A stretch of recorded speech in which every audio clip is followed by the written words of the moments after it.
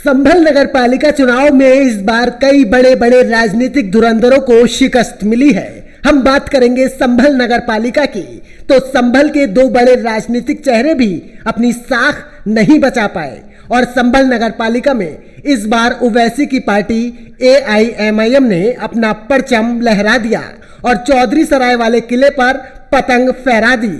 आपको बता दें कि संभल नगर पालिका क्षेत्र में पूर्व में हाजी शकील ने निर्दलीय चुनाव लड़कर अपनी पत्नी को जीत दिलाई थी, लेकिन उसके बाद वह खुद विधानसभा चुनाव में उतरे और वहां उन्हें हार का मुंह देखना पड़ा। एक बार फिर उन्होंने अपनी पुत्र वधू को नगर पालिका चुनाव में उतारा, लेकिन वहां भी हाजी शकील को हार का सामना करना पड़ा। बड़ी बात यह रही कि जो संभल से 7 बार समाजवादी पार्टी के लगातार विधायक रहे, वह इस बार अपनी पत्नी तक को चेयरमैन की कुर्सी पर नहीं बैठा सके। सपा का गढ़ कहे जाने वाले संभल में इतनी बुरी तरीके से हार समाजवादी पार्टी की कभी नहीं हुई। इस हार से समाजवादी पार्टी के समर्थकों, कार्यकर्ताओं और नेताओं में हड़कंप मचा हुआ है। आपको बता दें, इससे पहले लुकमान अहमद चुनाव लड़े थे, वह भी विधायक की पत्नी से ज्यादा वोट लेकर आए थे, लेकिन अचानक इस बार ऐसा क्या हुआ?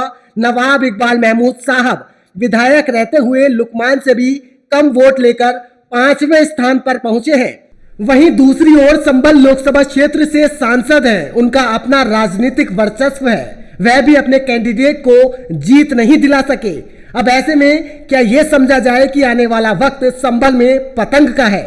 डॉक्टर बर्क ने जिस तरह समाजवादी पार्टी से मुखालफत मोल लेकर संभल में निर्दलीय को चुनाव लड़ाया, कयास यह भी लगाया जा रहा है कि आने वाले 2024 लोकसभा चुनाव में डॉक्टर बर्क सपा को अलविदा कहकर किसी दूसरी पार्टी से चुनावी मैदान में आ सकते हैं। संभल में ये बदलाव और पतंग की आंधी आने वाले कई चुनावी समीकरण को बदलने का इशारा देते हैं, लेकिन अब ऐसे में सवाल ये उठते हैं कि 2024 के चुनाव में कोई भी लड़े, लेकिन संभल के जो मुख्य मुद्दे हैं उस पर बात हो। संभल में अक्सर मुख्यालय और अन्य सुविधाओं की मांग उठती चली आई है। लोगों का यह भी कहना है कि संभल के नेताओं ने संभल को कुछ नहीं दिया।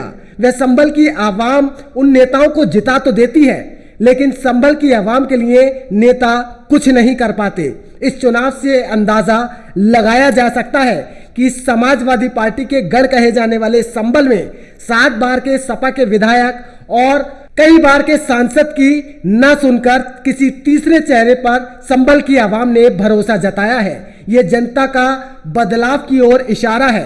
तो वहीं देखने वाली बात अब ये होगी कि इस चुनाव को लोकसभा चुनाव में किस पार्टी को कितना असर देखने को मिलेगा। Bureau report, city news.